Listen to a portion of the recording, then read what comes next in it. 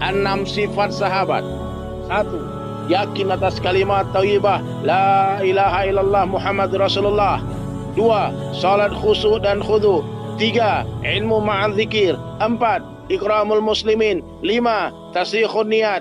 6. Dakwah dan tabligh khurus fisabilillah.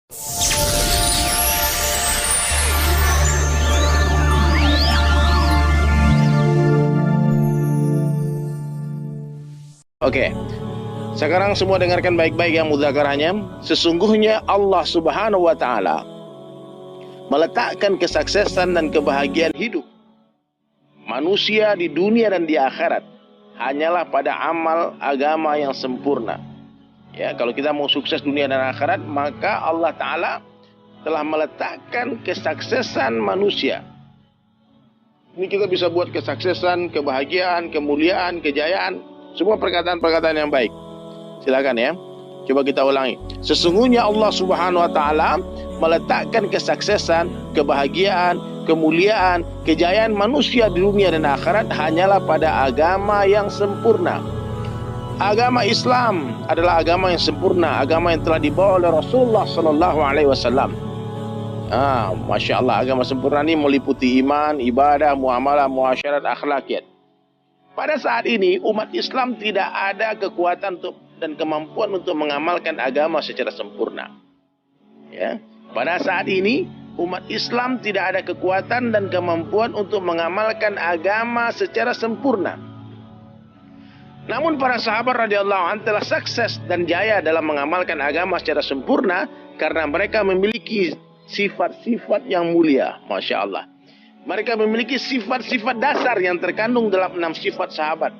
Coba kalian dengarkan 6 sifat sahabat ini. Yang pertama, mereka semua yakin atas kalimat thayyibah la ilaha illallah Muhammad Rasulullah. Yang pertama, yakin atas kalimat thayyibah la ilaha illallah Muhammad Rasulullah. Ya, kita ulang 3 kali ya. Yang pertama, yakin atas kalimat thayyibah la ilaha illallah Muhammad Rasulullah. Yang kedua, seluruh sahabat memiliki sifat salat khusyuk wal khudu. Salat dengan konsentrasi batin yang sempurna dan merendahkan diri serendah-rendahnya di hadapan Allah. Khusyuk dan khudu. Salat khusyuk dan khudu. Ini pentingnya. Yang ketiga, ilmu ma'azikir. Ilmu yang diiringi dengan zikir Allah. Karena ilmu tanpa zikir itu zulumat, kegelapan. Ilmu tanpa zikir ini berbahaya. Banyak orang berilmu dengan ilmu justru dia jadi sombong, jadi angkuh. Na'udzubillah min dzalik. Maka ilmu harus diiringi dengan zikir Allah. Sifat sahabat yang keempat, ikramul muslimin. Apa sifat yang keempat? Ikramul muslimin. Apa artinya? Memuliakan saudara muslim. Sifat yang keempat apa? Ikramul muslimin. Yang pertama kita ulang lagi tadi. Yang pertama, yakin atas kalimat thayyibah la ilaha illallah Muhammad Rasulullah. Yang kedua, salat khusyuk dan khudu. Yang ketiga, ilmu ma'az zikir. Yang keempat, ikramul muslimin. Yang kelima, tasyikhun niat, memperbaiki niat, meluruskan niat. Sifat sahabat yang keenam, dakwah dan tabligh khurus fisabilillah. Ya. Jadi sahabat sekalian ya, saya mengingatkan lagi nih. Sebelum kita membahas arti, kemudian maksud dan cara mendapatkan sifat-sifat ini, alangkah baiknya kita menghafalkan dulu poin-poinnya nih, bagannya. Seperti kita menghafal Pancasila itu. Pancasila, 1. Ketuhanan yang Maha Esa, 2. Kayak gitu. Sekarang 6 sifat sahabat. 1. Yakin atas kalimat thayyibah la ilaha illallah Muhammad Rasulullah. 2. Salat khusyuk dan khudu. 3. Ilmu ma'al zikir. 4. Ikramul muslimin. 5. Tasyikhun niat. 6. Dakwah dan tabligh khurus fisabilillah. 6 ini dulu kita hafalkan dulu. Coba kalian semua yang mendengarkan mudzakarah ini, yang lagi santai, coba kalian catat dan hafalkan. Jadi nanti tulis di kolom komentar ya. 6 sifat sahabat. Yang pertama, yakin atas kalimat thayyibah la ilaha illallah Muhammad Rasulullah. Yang kedua, salat khusyuk dan khudu. Yang ketiga, ilmu ma'az zikir. Yang keempat, ikramul muslimin. Yang kelima, tasyikhun niyah. Yang keenam, dakwah dan tabligh khurus fisabilillah. Dalam setiap sifat-sifat ini mesti kita membahas apa artinya. Yakin atas kalimat thayyibah la ilaha illallah Muhammad Rasulullah. artinya tidak ada yang berhak disembah selain Allah Subhanahu wa taala, dan baginda Rasulullah sallallahu alaihi wasallam Muhammad adalah utusan Allah. Itu maksudnya apa kalimat ini? Mengeluarkan keyakinan kepada makhluk dari dalam hati dan memasukkan keyakinan hanya kepada Allah Subhanahu wa taala saja. Ya, apa maksud kalimat la ilaha illallah? Mengeluarkan keyakinan pada makhluk dari dalam hati dan memasukkan keyakinan hanya kepada Allah Subhanahu wa taala di dalam hati. Itu maksudnya. Ulang lagi ya. Maksud kalimat la ilaha illallah apa?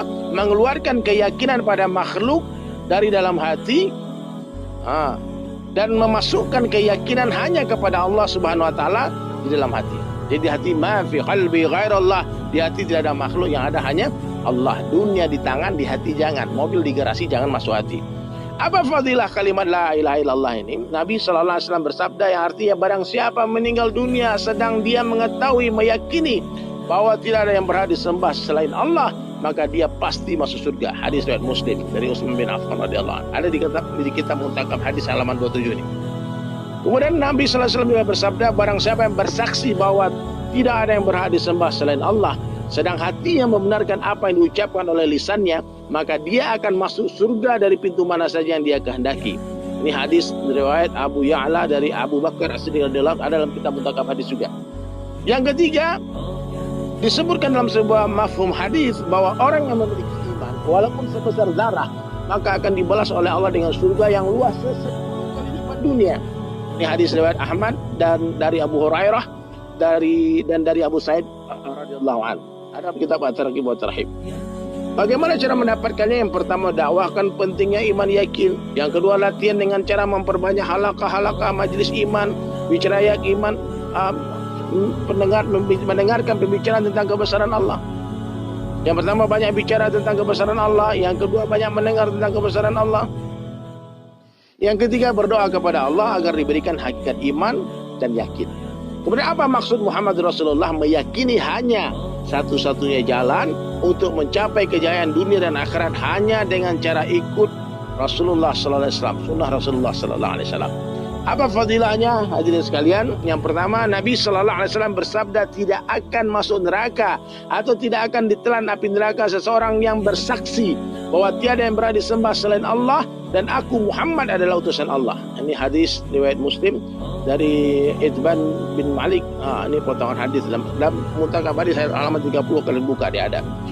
Kemudian apa hadis Nabi sallallahu alaihi wasallam, barang siapa yang berpegang teguh kepada sunnahku ketika rusaknya umatku, maka baginya pahala 100 orang mati syahid.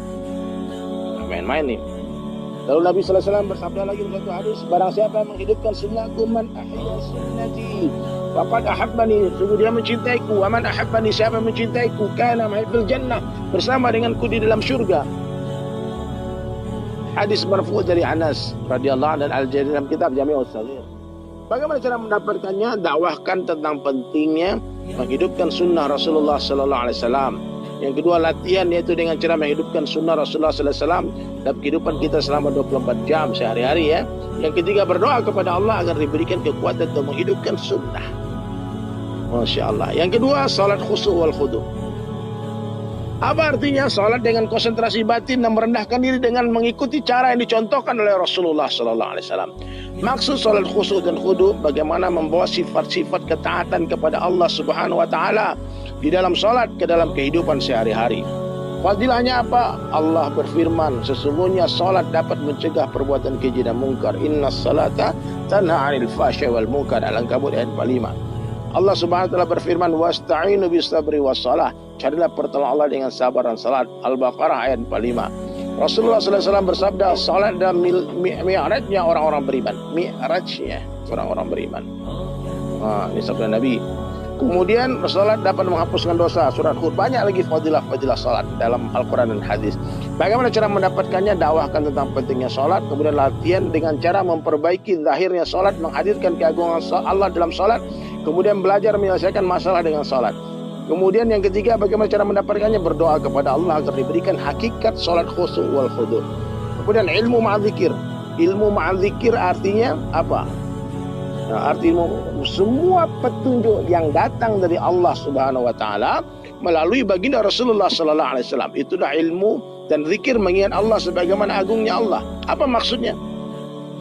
Bagaimana kita mengamalkan perintah Allah Subhanahu wa taala pada setiap saat dan keadaan dengan menghadirkan keagungan Allah di dalam hati dengan cara ikut Rasulullah sallallahu alaihi wasallam. Ini banyak lagi yang mau dibahas di ilmu di fadilahnya. Bagaimana saya mendengar Nabi sallallahu alaihi wasallam kata Muawiyah radhiyallahu anhu, siapa yang Allah menghendaki kebaikan untuknya maka dia akan difahamkan dalam perkara yufaqihu fiddin, diberikan kepahaman beragama. Saya hanya membagi dan Allah yang memberi. Hadis Al-Bukhari. Abu Dzar radhiyallahu anhu juga pernah meriwayatkan sebuah hadis. Rasulullah sallallahu alaihi wasallam bersabda kepadaku, "Hai Abu Dzar, sungguh kamu berangkat pagi-pagi untuk belajar satu ayat dari kitab Allah. Itu lebih baik bagimu daripada engkau sholat 100 rakaat." Namanya satu ayat 100 rakaat. Dan engkau berangkat pagi hari untuk belajar satu bab daripada ilmu, lebih baik diamalkan atau tidak, itu lebih baik bagimu daripada sholat 1000 rakaat. Hadis riwayat Ibnu Majah. Kemudian dari Abu Hurairah radhiyallahu anhu, barang siapa melalui satu jalan untuk menuntut ilmu, maka Allah akan mudahkan langkah kaki dia menuju surga. Hadis riwayat Muslim. Cara mendapatkannya sama dengan semua sifat-sifat sebelumnya. Dakwahkan tentang pentingnya ilmu, kemudian duduk dalam majlis-majlis ilmu, kemudian berdoa kepada Allah agar diberikan hakikat ilmu. Masya Allah ya. Datang kepada ulama, ziarah kepada ulama, dekat-dekat dengan ulama. Apa fadilah zikir? Barang siapa yang membasahi lisannya dengan zikrullah, maka dia akan masuk surga dengan tersenyum-senyum. Subhanallah. Banyak lagi fadilahnya. Hanya dengan mengingat Allah hati menjadi tenang. Dalam Al-Quran surah Ar-Ra'd itu ada itu. Allah berfirman, ingatlah kepadaku, niscaya aku akan ingat kepadamu. Masya Allah. Jadi hadis sekali, bagaimana cara mendapatkannya? Dakwahkan tentang pentingnya zikir, latihan dengan cara membaca Al-Quran 1 juz setiap hari, membaca tasbihat, salawat dan istighfar masing-masing 100 kali pagi dan petang. Masya Allah. Ketika membaca tasbihat maka hadirkan kemahasucian Allah. Ketika membaca salawat kita ingat jasa-jasa Rasulullah sallallahu alaihi wasallam. Ketika membaca istighfar maka hadirkan sifat maha pengampunnya Allah subhanahu wa ta'ala. Amalkan doa-doa masnunah harian 24 jam, dihafalkan, diamalkan. Kemudian berdoa kepada Allah agar diberikan hakikat ilmu zikir. Sifat sahabat yang keempat, ikramul muslimin, artinya memuliakan sesama orang Islam. Maksud ikramul muslimin, menunaikan hak-hak orang Islam tanpa menuntut hak kita untuk ditunaikan. Berikan hanya orang, hak kita minta kepada Allah. Itu yang dimaksud dengan ikram. Barang siapa menghilangkan satu kesusahan dari seorang muslim daripada kesusahan-kesusahan di dunia, maka Allah akan menghilangkan darinya satu kesusahan-kesusahan di akhirat. Barang siapa menutup aib seorang muslim, maka Allah akan menutup aibnya di dunia dan di akhirat. Allah subhanahu wa ta'ala akan selalu menolong seorang hamba selagi dia menolong saudaranya. Senyummu di depan saudaramu adalah sedekah. Banyak fadilah-fadilahnya yang dijanjikan oleh Allah dalam Al-Quran dan Sunnah dan hadis.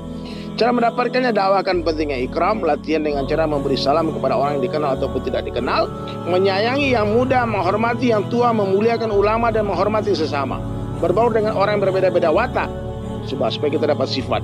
Kemudian berdoa kepada Allah agar diberikan akhlak sebagaimana akhlaknya baginda Rasulullah sallallahu alaihi wasallam. Kemudian yang kelima, tasdiqun niat, meluruskan niat. Kita beramal mesti ikhlas karena Allah SWT, membersihkan niat dalam setiap amalan semata-mata karena Allah. Fadilahnya apa? Hadirin sekalian, sesungguhnya Allah Subhanahu wa ta'ala tidak menerima amalan kecuali yang ikhlas. Ini hadis riwayat Muslim dan mencari ridha Allah Ta'ala. Sesungguhnya Allah Ta'ala tidak melihat bentuk rupamu dan hartamu, tapi Allah melihat hatimu dan amalmu. Hadis riwayat Muslim.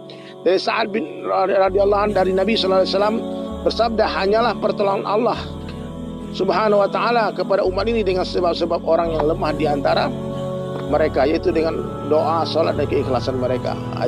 Cara mendapatkannya, dakwahkan tentang pentingnya ikhlas, latihan dengan cara setiap beramal periksa niat kita sebelum, sedang dan setelah beramal, banyak-banyak istighfar.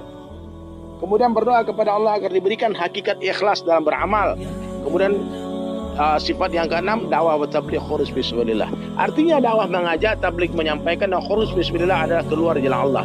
Maksudnya apa? Kita dakwah dan tabligh dan khurus ini memperbaiki diri, yaitu bagaimana kita dapat menggunakan harta dan diri dan waktu kita sebagaimana yang diperintahkan oleh Allah. Kemudian menghidupkan agama secara sempurna pada diri sendiri, semua umat manusia di seluruh dunia. Fadilahnya banyak sekali. Subhanallah. Allah Subhanahu wa ta'ala berfirman, tidak ada yang lebih bagus perkataannya, wa man ahsanu qawlan mimman da'a ila Allah wa amila salihan wa qala innani minal muslimin. Masya Allah. Siapakah yang perkataannya lebih baik daripada orang yang mengajak manusia kepada Allah, mimman da'a ila Allah, dan dia beramal saleh dan berkata, aku adalah orang yang berserah diri, orang Islam.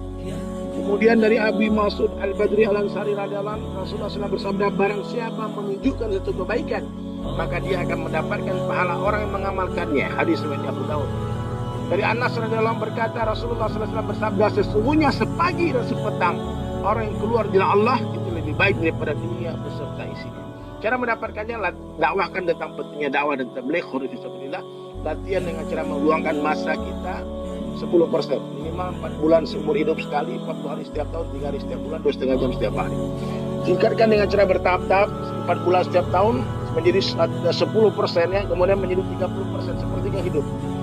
10 hari setiap bulan, 8 jam setiap hari. Subhanallah. Kemudian berdoalah kepada Allah agar diberikan hakikat dakwah dan tabligh, yaitu dapat menggunakan harta diri dan waktu untuk kepentingan agama. Atas pentingnya perkara ini, maka saya siap keluar 4 bulan setiap tahun. Bagaimana dengan tuan-tuan sekalian?